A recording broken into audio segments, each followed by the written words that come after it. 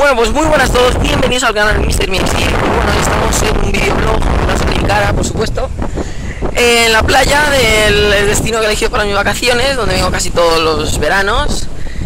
Y bueno, aquí veis la playa bonita, muy bonito todo.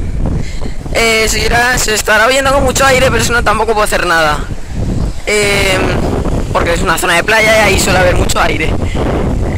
Ahora se va a ir con más aire, pero solo para enseñaros la parte que hay aquí, que es más playa, y aquí una zona de estas para el río, con muchas algas ahí, algotas. Y bueno, deciros que tengo bastantes juegos pensados para subir ya desde septiembre hasta adelante, que son, pues ya puede ser Outlast, Garry's Mod, con los amigos, que la verdad es que hay mucho tiempo y muchas risas. El LOL, por supuesto, y Minecraft también.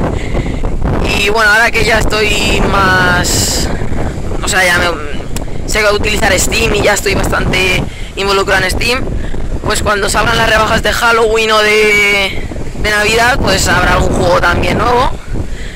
Y nada, simplemente deciros eso, y también que voy a estar en la Drinja, que se celebra en Valencia, que yo vivo ahí, pues me pilla 2 kilómetros o bueno, un poco más.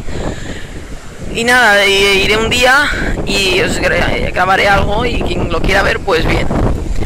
A lo mejor me compro también algo por ahí que mole y grabaré con algunos youtubers que haya por ahí. Y nada, simplemente deciros eso, espero que os haya gustado, darle like, favoritos y hasta el próximo vídeo. Adiós, me está picando algo en la mano.